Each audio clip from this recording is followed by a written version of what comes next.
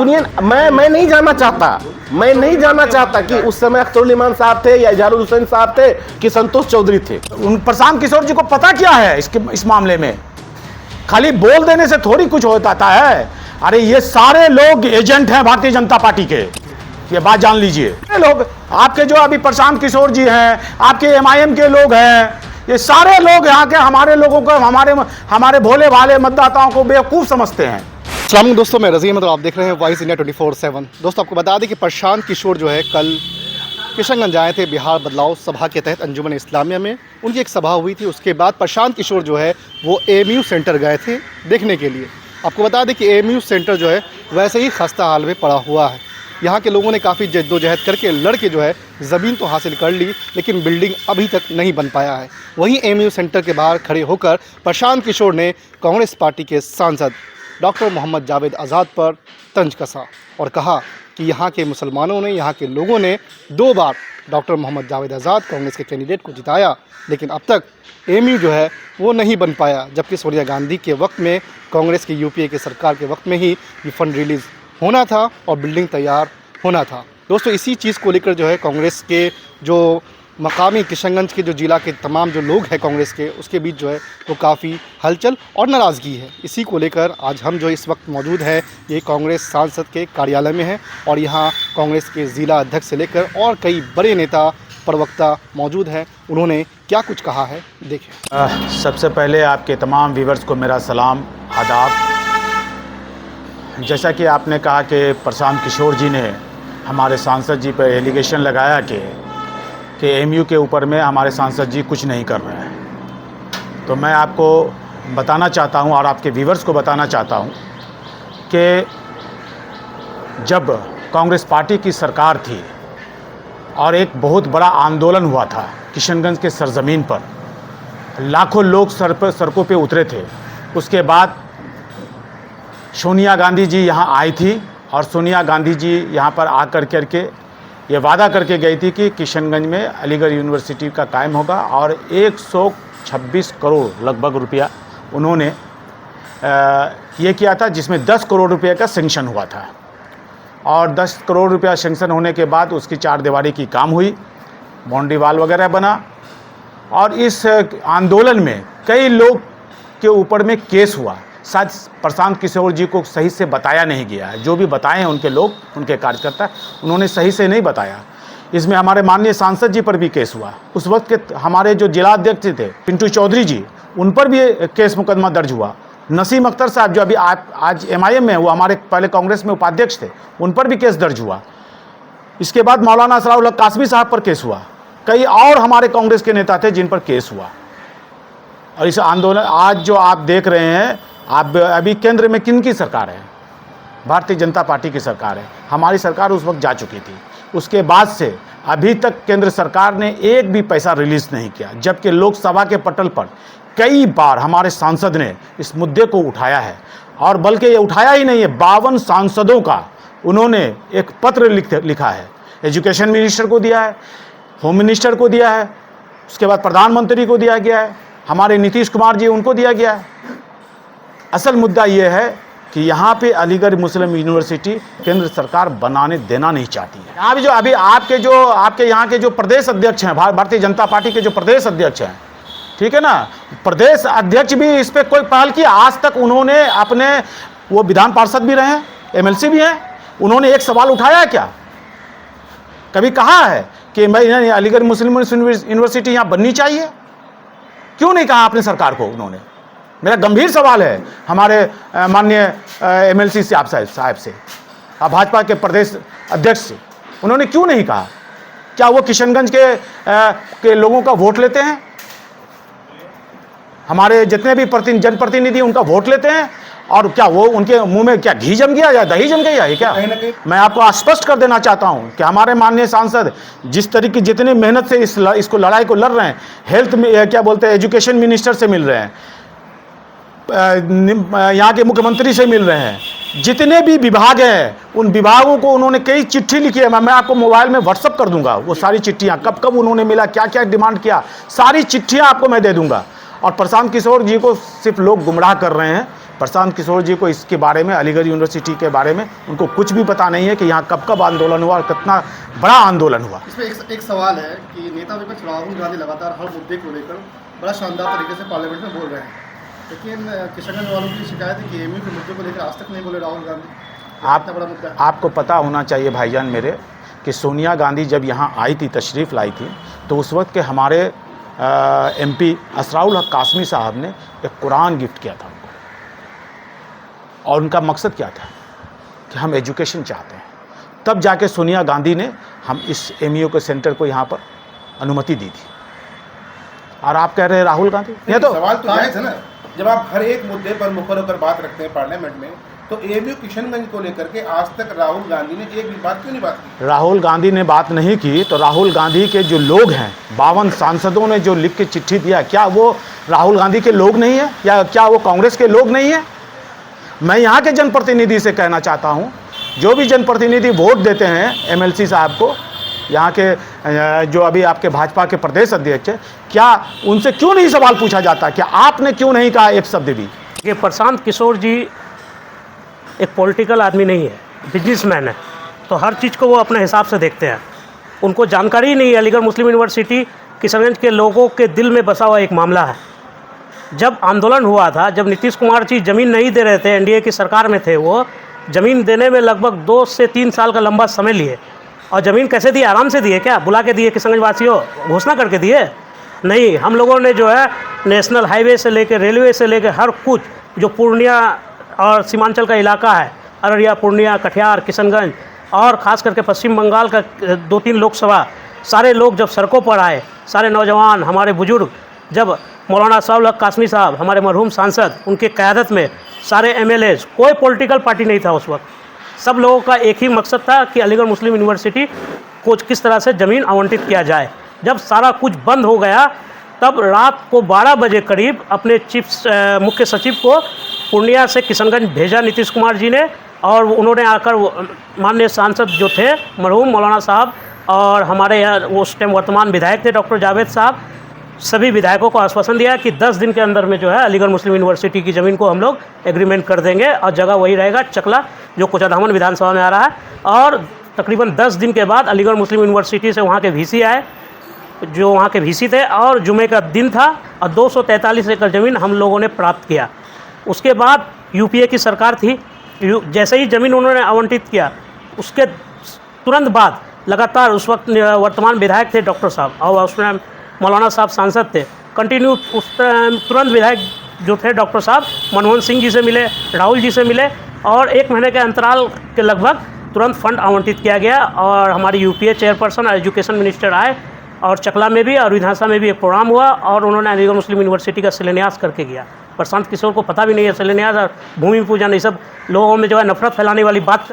प्रशांत किशोर जी हर जगह जाके निशाना ही साधते हैं और काम करते नहीं है कुछ। पहले उनको कुछ काम करना चाहिए, उनका अपना एक ब्रांड को रहना चाहिए कि वो कुछ काम करें। हर जगह जाके किसी एमएलसी पर, किसी विधायक पर या किसी सांसद पर निशान डालते हैं। हमारे सांसद जी पर जो वो आरोप लगाए हैं, तो डाटा ले ले हमारे सांसद जी के कार्यालय से, आप डाटा ले लीजिए कि शुरू से आखिरी तक में हम लोग क्या किए हैं। आपको हमारा साथी ने बताया, अभी सरफराज भाई ने बताया, दारा भाई ने, संतोष भाई ने, हमारे साथी ने डिटेल में आपको बताया कि प्रशांत किशोर कहीं कुछ नहीं है। वो हर 10 दिन में किशनगंज आते हैं और कुछ ना कुछ नमूना पुड़िया छोड़ के चले जाते हैं। उनका काम है पुड़िया छोड़ना। प्रशांत किशोर जी अपने जानकारी के हिसाब से जो बात कर रहे हैं, हमारे सीनियरों ने अभी बताया आप लोगों को। मैं जो कहने जा रहा हूँ वो ये है, जो मेरा अपना रिसर्च है, चूँकि एएमयू के आंदोलन से लेके अभी तक मैं सक्रिय रहा हूँ इस प्रकरण को लेकर के। मैं स्पष्ट शब्दों में आपको कहना चाहता हूँ कि आज अगर एएमयू की शाखा किशनगंज में नहीं बन पाया, तो इसके जिम्मेदार कहीं ना कहीं प्रशांत किशोर भी हैं। आप कहेंगे कैसे? 2012 में नींव रखी गई। आदरणीय सोनिया गांधी ने 126 करोड़ का पैकेज मतलब अनुशंसा की करी। प्रथम किस्त के तौर पर 10 करोड़ दिए भी गए। विडंबना ये रही कि 2014 में हमारी सरकार बदल जाती। उस समय के रणनीतिकार कौन थे? प्रशांत किशोर।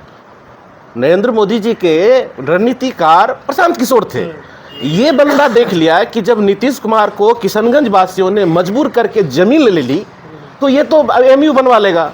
तो प्रशांत किशोर ने, चूंकि उनकी रणनीति चलती थी उस सरकार में, उन्होंने अपने रणनीति के तहत कन्विंस किया मोदी जी को, नतीजा सामने है। अब आपने एक दूसरी बात ये कही कि हमारे सांसद जी जो लड़ाई लड़ रहे हैं वो एक पोस्टर लेकर के गांधी जी की प्रतिमा के सामने खड़े हो जाते हैं। मैं आपको बता दूं कि बहुत ही विधिवत तौर पर कोई भी सेशन स्टार्ट होने से पहले हमारे सांसद जी ये काम करते हैं।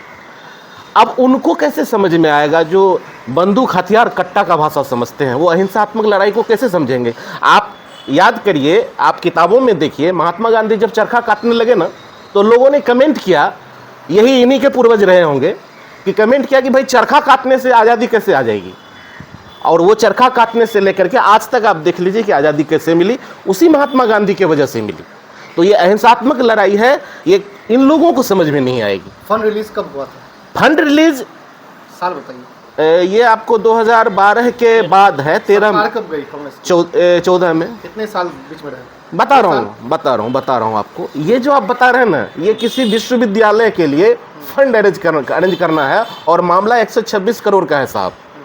ये ऐसा नहीं है कि अभी हमने यहाँ पर क्लिक किया और आरटीजीएस हो गया। सरकार के लिए इसका 126 करोड़ कोई बहुत, सरकार के लिए मायने नहीं रखता है, लेकिन सरकार ने स्टार्ट तो कर दिया ना। उन्होंने जिस तरह का एक कोई भी योजना आप जाएंगे ना, कोई भी योजना को आप देख लीजिए, अदर में क्यों रहा? बाकी जो 2-3 सेंटर्स थे वो पूरे हो गए। अब बता रहा हूं मैं, उस पर आ रहा हूं, वही बता रहा हूं मैं, साजिश वहीं से स्टार्ट है। चूंकि कांग्रेस ने नींव रख डाली, यहां तक कि फंड भी रिलीज होना शुरू हो गया। अब भैया 126 करोड़ में 10 करोड़ दिया, दूसरा किस्त भी आता, तीसरा किस्त भी आता, काम तो जारी रहने वाला था। इन लोगों ने देख लिया, भारतीय जनता पार्टी, सीधे तौर पर भारतीय जनता पार्टी को कटघरे में रख करके आपको बताना चाहूंगा कि इन लोगों ने साजिश करी। चूंकि मैं उस समय अपने आंखों से देखा, मैं किशनगंज में उस समय था। आप अगर सर्च करेंगे गूगल में तो आपको छोटी छोटी झुग्गी नजर आएगी। वो जिस मैदान को आप देख रहे हैं कि आज बाउंड्री वाल से घेर दिया गया है, उस मैदान में झुग्गियों को, आदिवासियों को ला करके बैठा दिया गया था, प्री प्लान। और इसके सूत्रधार प्रशांत किशोर जी थे और उसके इशारे पर काम करने वाले यही भारतीय जनता पार्टी की सरकार थी। जब झुग्गियों में बैठा, अब उस वक्त मैं बता दे रहा हूँ सर, मैं कंप्लीट कर लूँ ना। उस वक्त के विधायक किनके विधायक कौन थे? भैया बात केंद्र सरकार की हो रही है, एएमयू की हो रही है, आप विधायक की बात कर रहे हैं। आप कह रहे कि झुग्गी को बसा दिया गया, तो वो क्षेत्र किसके हिस्से में पड़ रहा था? विधायक कहाँ थे? सवाल है, आप सुनिए, मैं नहीं जानना चाहता कि उस समय अख्तरुल इमान साहब थे या इजहारुल हुसैन साहब थे कि संतोष चौधरी थे। नहीं लेना देना मुझे इस बात से। मैं विधायक को उसमें ले ही नहीं सकता, क्योंकि मामला केंद्र सरकार से आ रहा है बात। लेकिन जिस मोदी और जब आप कटघरे में ला रहे हैं, जी, उससे तो जो है साहब एक किस्त देने के भी पहले उन्होंने की कोशिश की। किस्त दिखा दीजिए साहब। नहीं, मेरी बातें कंप्लीट नहीं हुई थी। मैं आपको बता दूं, मैं कंप्लीट कर लूं ना। मेरी बातें कंप्लीट नहीं हुई है, आप लोगों ने बीच में कर दिया।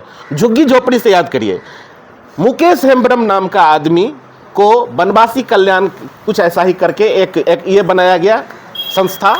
उस संस्था के तहत वो चूंकि कोई बायसी का रहने वाला बंदा, उसको माझी परगना कुछ ऐसा बनाया गया। उसके तहत केस दायर किया गया और केस दायर करके इस मामले को एनजीटी में डाल दिया गया।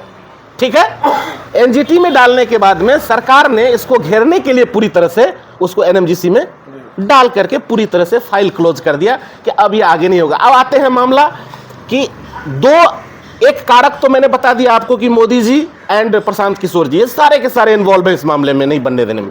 एक और है, वो है एएमयू खुद।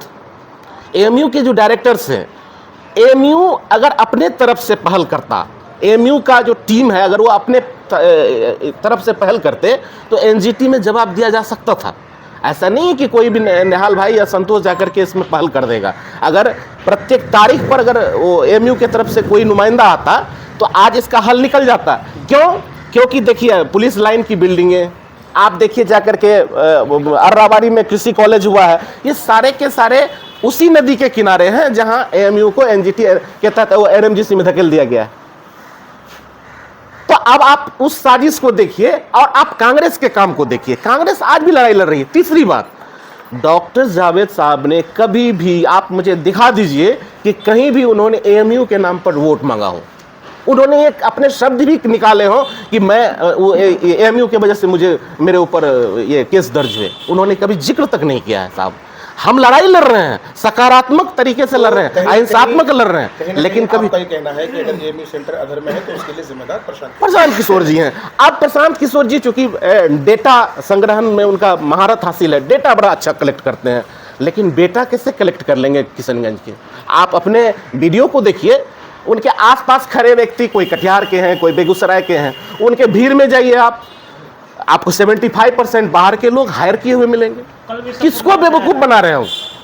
कि जब वो भारतीय जनता पार्टी पे आप आज प्रहार कर रहे हैं तो उस वक्त जो आपने भारतीय जनता पार्टी के आप रणनीतिकार थे, बिहार में आप नीतीश कुमार की सरकार के आप रणनीतिकार थे, तो आपने ही तो इन लोगों को उठाया है भाई, ज़मीन से आसमान तक पहुंचाने का काम तो प्रशांत किशोर ने किया है इन लोगों को। इनका जवाब प्रशांत किशोर दें ना। क्या उस वक्त उनको नहीं पता था कि ये भारतीय जनता पार्टी जो आज है सरकार में, वो भारतीय जनता पार्टी हिंदू मुसलमान कर करके सरकार में बैठी हुई है? क्या उनको नहीं पता था क्या? आज कर रहे हैं। अगर कोई लड़ा है, आज मैं आपको बता देता हूं, छोटा सा कार्यकर्ता मेरा शंभू यादव है, उसने अलीगढ़ यूनिवर्सिटी के लिए जो है वो आपने भूख हड़ताल किया है। हर वो कांग्रेस पार्टी का कार्यकर्ता उस भूख हड़ताल में बैठा है। आपको मैं बता दूं, प्रशांत किशोर जी को पता क्या है इस मामले में? खाली बोल देने से थोड़ी कुछ होता है। अरे ये सारे लोग एजेंट हैं भारतीय जनता पार्टी के, ये बात जान लीजिए। सिर्फ सीमांचल के लोग को बेवकूफ। सारे लोग कौन कौन? सारे लोग कौन कौन? सारे लोग आपके जो अभी प्रशांत किशोर जी हैं, आपके एमआईएम के लोग हैं, ये सारे लोग यहाँ के हमारे लोगों को, हमारे भोले भाले मतदाताओं को बेवकूफ समझते हैं और आकर करके इमोशनल बात कह कर करके जो है वोट लेने की कोशिश करते हैं। उनके अंदर प्रशांत के साथ साथ एमआईएम को भी कटघरे में खड़ा कर दिया। नहीं, अलीगढ़ यूनिवर्सिटी के लिए उस वक्त सारे दल के लोग उस वक्त साथ थे, ठीक है। और जहां तक बात रही कि प्रशांत किशोर की बात, तो प्रशांत किशोर ना यहाँ इस धरती पे कदम रखे थे, ना बिहार की सरजमीन में। तो वो नीतीश कुमार को, एक बात को वो नारा याद है ना, बिहार में क्या है, नीतीशे कुमार है, ये नारा किसने? तो प्रशांत किशोर अभी मुख्यमंत्री जी से क्यों नाराज हैं? उनसे सवाल पूछिए ना। हमको तो लगता है कि वो बी टीम बन करके यहाँ किशनगंज में आए, उन्हीं के काम करने के लिए आए।